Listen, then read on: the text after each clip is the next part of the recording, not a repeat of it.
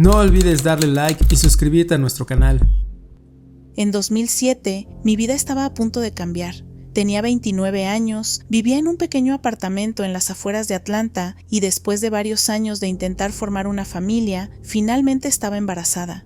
Era mi primer hijo. No sé cómo describirlo, pero desde que supe que estaba embarazada, sentí que el mundo se volvió más real, como si todo lo demás hubiera sido solo una espera.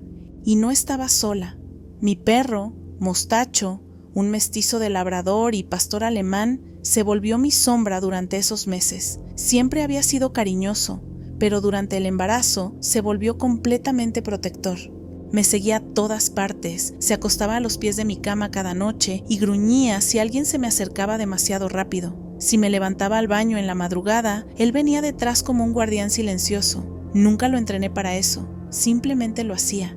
Recuerdo que mi mamá se reía y decía que Mostacho estaba más preparado para ser padre que muchos hombres. Y tal vez sí, él sabía que algo estaba creciendo dentro de mí. Lo presentía. A las 36 semanas empecé a tener complicaciones. Me sentía mareada, me dolía la cabeza constantemente y mi presión estaba por las nubes. Me diagnosticaron preeclampsia severa y me hospitalizaron de emergencia. Mostacho se quedó con mi mamá. Fue la primera vez en años que dormí sin él cerca. El parto terminó en una cesárea de urgencia. Fue todo tan rápido que apenas pude procesarlo. Mi hijo nació débil, con complicaciones respiratorias. Los doctores hicieron todo lo posible, pero 3 días después, mi pequeño bebé falleció. Fue como si el mundo se hubiera detenido de golpe. No hay forma de explicarlo sin que suene vacío. Lo vi, lo tuve en mis brazos un instante, y luego nada. Esa noche, mientras yo estaba todavía en la habitación del hospital, conectada a sueros, mi mamá me llamó para contarme algo que nunca voy a olvidar. Me dijo que Mostacho estuvo inquieto toda la tarde, caminaba por la casa sin rumbo, olfateaba la puerta y se sentaba mirando fijo hacia la entrada, como si esperara que alguien volviera. Cuando cayó la noche, comenzó a aullar. Pero no era un aullido normal. No era como cuando escuchan una sirena o quieren atención. Era profundo, lastimero, como un lamento, un grito que venía desde un lugar que los humanos no entendemos, un dolor animal y puro. Mi mamá trató de calmarlo, le habló, lo acarició, incluso le puso su manta favorita, pero nada funcionaba. Aulló durante horas, inconsolable, y lo más raro, Mostacho jamás había aullado antes, ni siquiera de cachorro. Nunca chillaba, nunca hacía escándalo. Era de esos perros silenciosos que sienten todo, pero no hacen ruido. Y después de esa noche, nunca volvió a hacerlo. Cuando volví a casa días después, me encontré con un perro distinto. Se me acercó despacio, con los ojos bajos. Se acostó a mis pies sin hacer un solo sonido. No lo necesitaba. Los dos sabíamos lo que faltaba. Los días que siguieron fueron borrosos. Había tanto silencio en casa que a veces sentía que el tiempo se detenía. Mi mamá me ayudaba a mantener la rutina y Mostacho, como siempre, estaba ahí. Me acompañaba a cada paso, pero algo había cambiado en él, en nosotros. Pasaron semanas y luego meses. Nunca volvió a emitir ese tipo de lamento. Dormía a mi lado, me seguía al parque, se sentaba conmigo mientras lloraba en la ducha o frente al televisor apagado. Pero no volvió a aullar, como si ese sonido fuera solo para el bebé. Como si solo se permitiera ese único momento de dolor para decirle adiós a alguien que nunca llegó a conocer, pero que, de alguna forma, ya amaba. Hay cosas que no tienen explicación, no científicas al menos. Nunca sabré cómo Mostacho supo que mi hijo había muerto. Nadie se lo dijo, no había forma, pero lo supo, lo sintió, como si su corazón hubiera estado atado al nuestro de una manera que los humanos no podemos ver ni entender.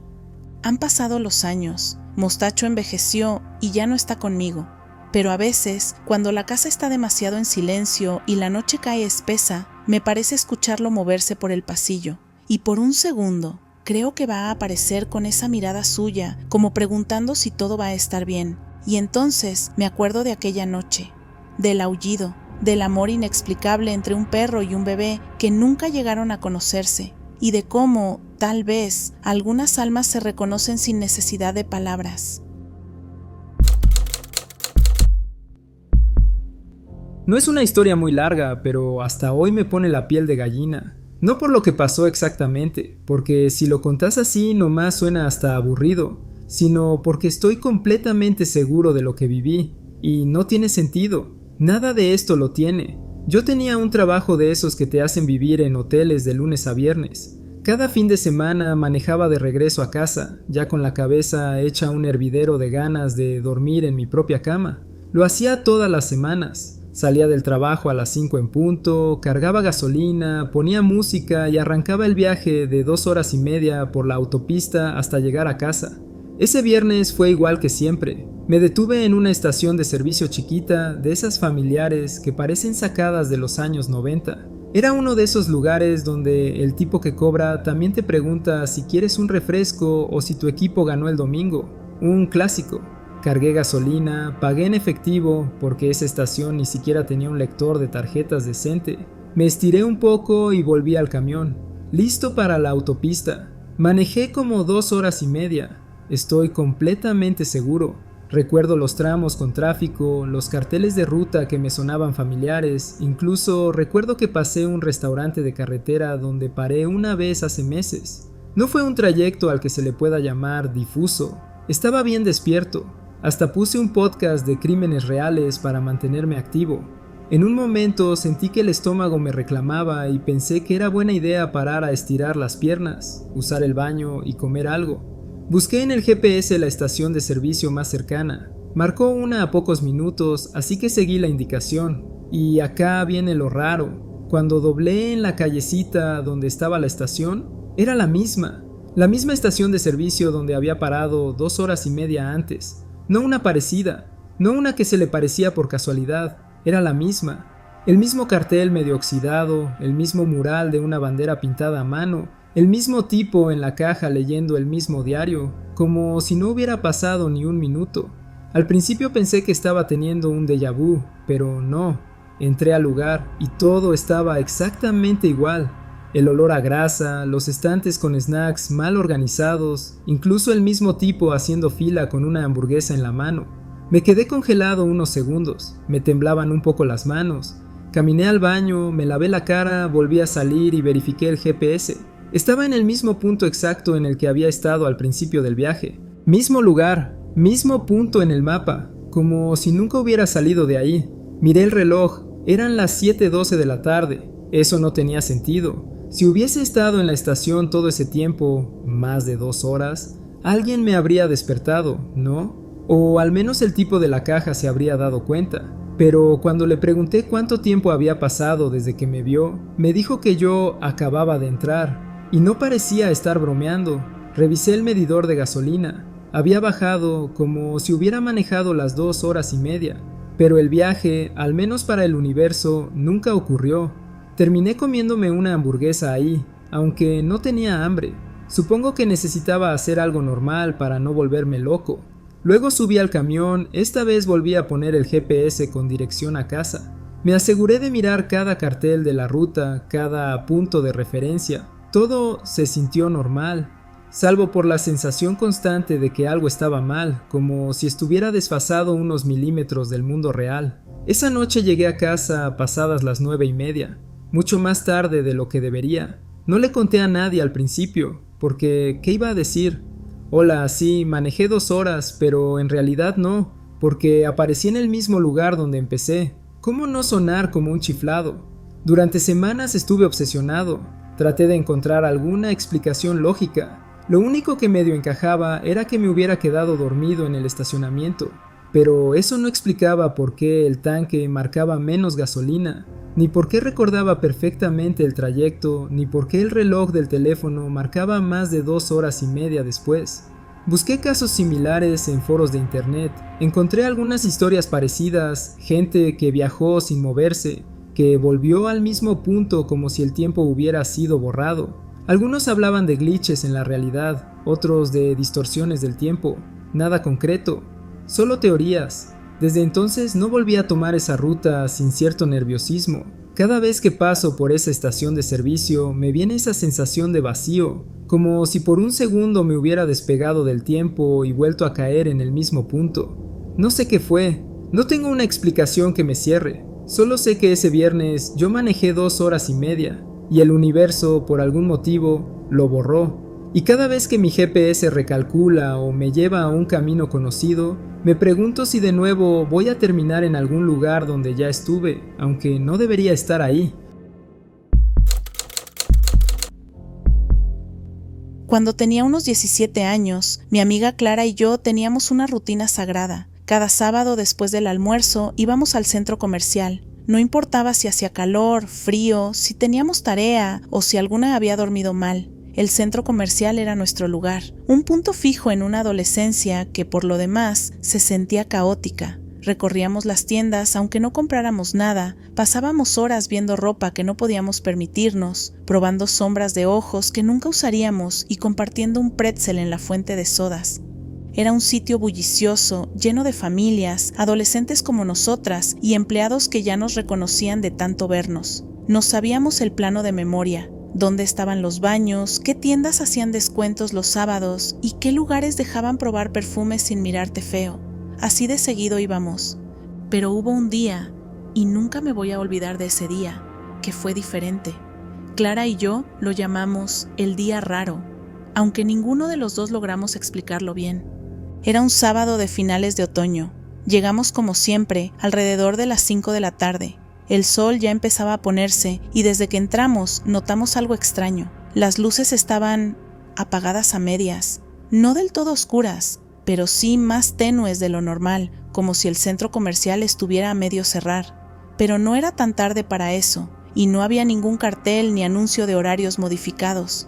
Más raro aún, al menos un tercio de las tiendas estaban cerradas y completamente vacías, no con las cortinas a medio bajar o en horario reducido. Number vacías, oscuras, como si no existieran, sin gente adentro, sin empleados, sin música ambiental. Incluso algunas tenían estantes completamente despejados. Era como si hubieran desaparecido de un día para otro. Pensamos que tal vez estaban haciendo mantenimiento o había habido un corte parcial de energía. Tratamos de no prestarle mucha atención, pero había una atmósfera inquietante. El aire era más denso, el eco más presente. Algo no encajaba. Y entonces empezamos a notar a la gente. Había menos personas de lo normal, pero no estaba vacío. Y sin embargo, cada vez que pasábamos cerca de alguien, sus ojos se clavaban en nosotras. No era una mirada rápida, ni una de esas que se cruzan por casualidad. Era como si se sorprendieran de vernos allí, como si no esperaran que estuviéramos, como si estuviéramos en el lugar equivocado. Los ojos nos seguían, lenta y deliberadamente. Personas de todas las edades. Una señora mayor con un carrito de supermercado se quedó mirándonos sin parpadear. Un grupo de adolescentes sentados en una banca se callaron, apenas nos vieron. Una pareja con un bebé en cochecito detuvo su paso y los tres, incluso el niño, nos observaron mientras pasábamos, sin decir palabra. Al principio, Clara y yo bromeamos con que quizás nos veíamos demasiado bien ese día, que a lo mejor habíamos alcanzado un nivel de belleza que causaba sensación. Nos reímos, nos revisamos en los reflejos de las vitrinas, pero no. Llevábamos jeans normales, sudaderas, ni siquiera maquillaje. Nada especial. Nos volvimos paranoicas. Empezamos a pensar que teníamos algo en la cara o que estábamos manchadas con algo. Pero número, estábamos normales. Y sin embargo, la gente seguía mirándonos, en silencio, sin expresión. Intentamos comprobar si era que todos estaban comportándose raro entre sí, pero no. Nadie más recibía esas miradas. La gente se ignoraba, como siempre, salvo cuando se trataba de nosotras. Entonces, los ojos nos seguían desde lejos, como si estuviéramos fuera de lugar, como si no perteneciéramos a ese lugar o a ese momento. En una tienda de zapatillas, el empleado dejó de ordenar cajas y nos miró fijo hasta que salimos. En el patio de comidas, una mujer dejó su pretzel a medio comer y se giró para observarnos caminar hasta la fuente. Una pareja dejó de hablar y simplemente nos siguió con la mirada hasta que nos sentamos. Nadie sonreía, nadie decía nada. Después de unos 40 minutos, ya no era divertido. Empezó a sentirse como si estuviéramos en una versión equivocada del centro comercial, como si estuviéramos en un lugar donde la gente nos reconocía, pero nos reconocía por razones que nosotras desconocíamos. Yo no suelo ser paranoica, pero esa vez había algo genuinamente inquietante. No era miedo, era más bien la sensación de que el universo había dado un paso en falso.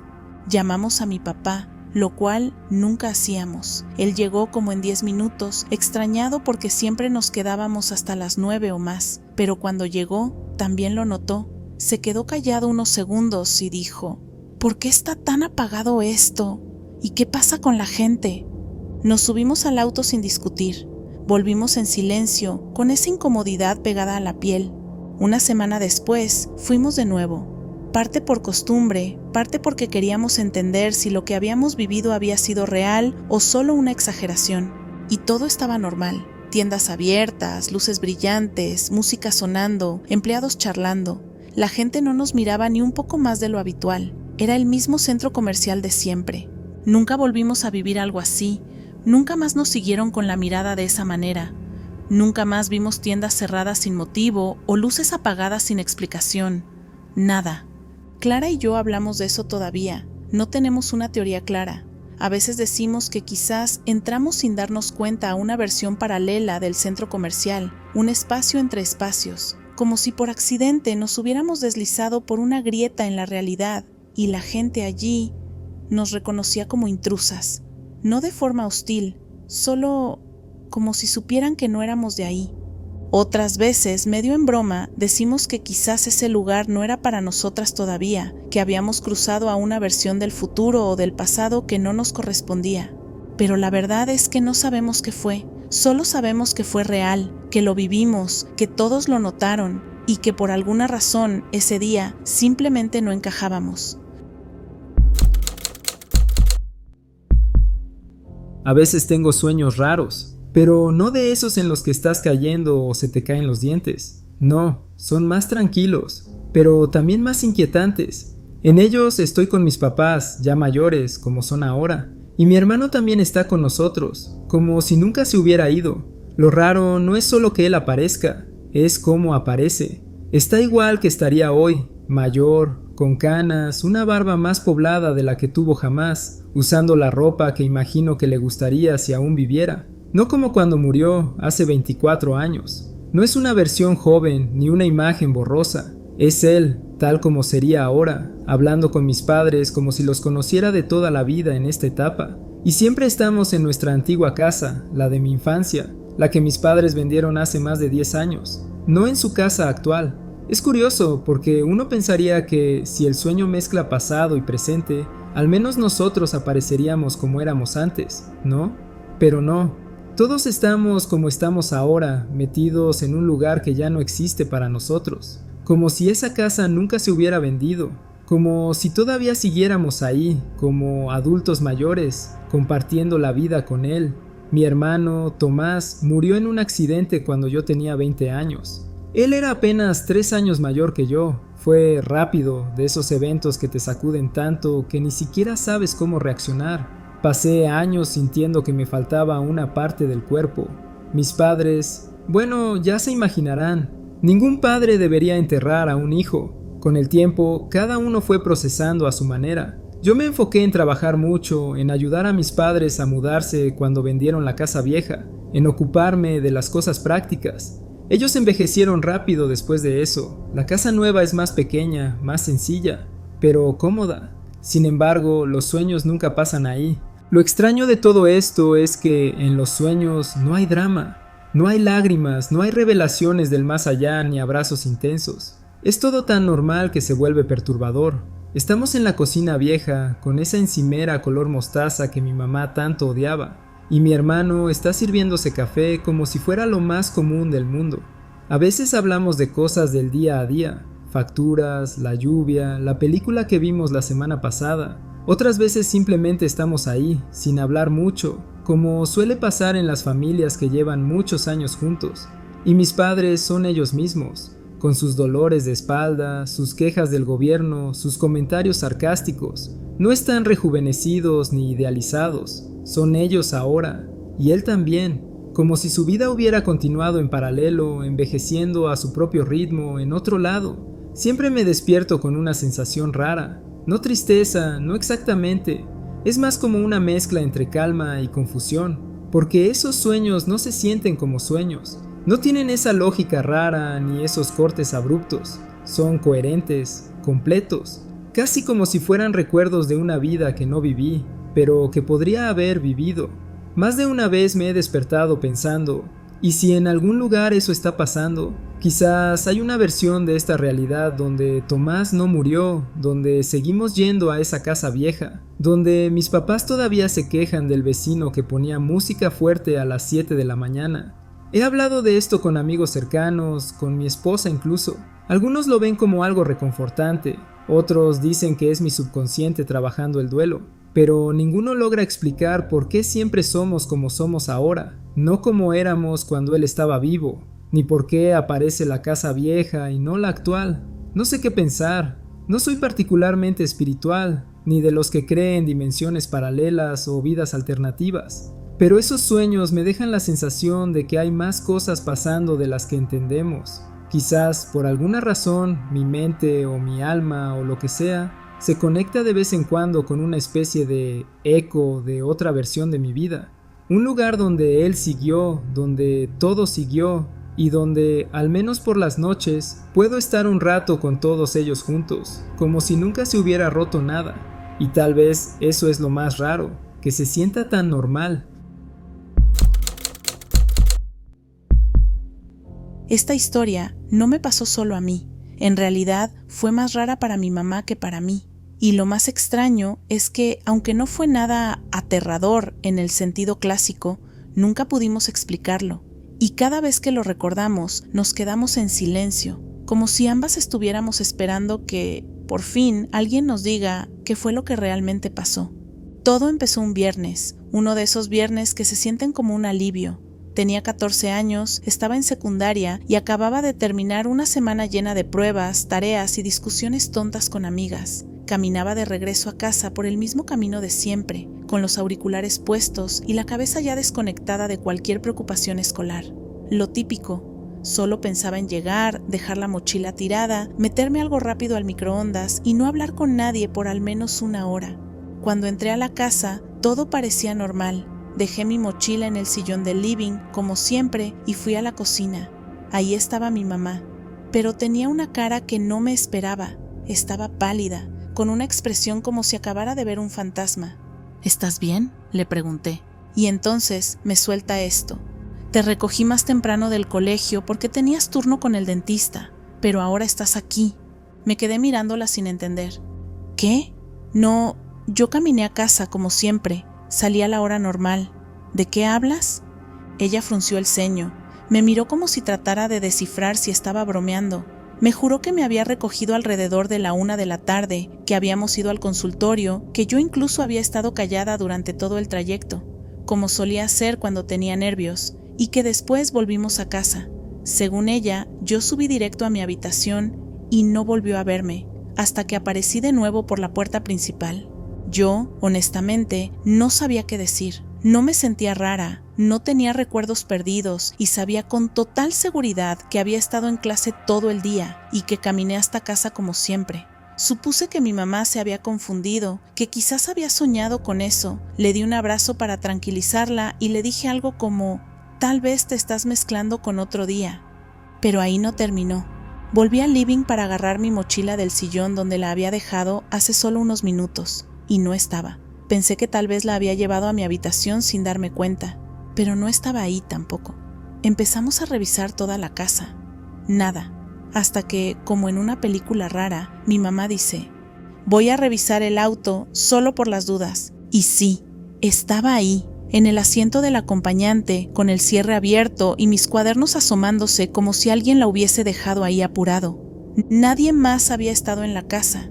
Mi papá trabajaba fuera de la ciudad esa semana. No tenemos hermanos ni hermanas. No hay cámaras de seguridad. Ni nadie entró ni nadie salió. Y yo, te juro, no toqué la mochila después de entrar. Ese fin de semana fue extraño. No hablamos mucho más del tema, pero el ambiente en la casa se sentía denso, como si algo no encajara del todo. El lunes siguiente, mi mamá llamó al consultorio del dentista, solo para verificar si de verdad habíamos ido. Y no había registro de ninguna cita. Tampoco había cámaras en la escuela que pudieran confirmar si me recogió o no ese día. Después empezaron las pequeñas coincidencias raras, mensajes de texto que aparecían leídos cuando yo no los había abierto, el reloj del microondas con la hora cambiada sin razón, cosas que no estaban donde las habíamos dejado. Nada grave, pero lo suficiente como para hacernos sentir que algo había quedado desajustado.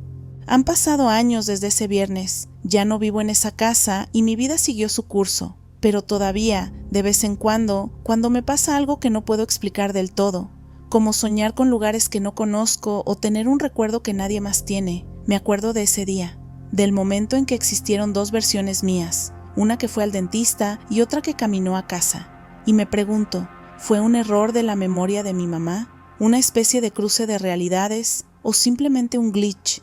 No tengo la respuesta, solo sé que desde entonces no doy nada por sentado, porque tal vez mientras yo vivía un viernes como cualquier otro, en algún otro lugar, alguien muy parecida a mí vivía una versión completamente distinta del mismo día.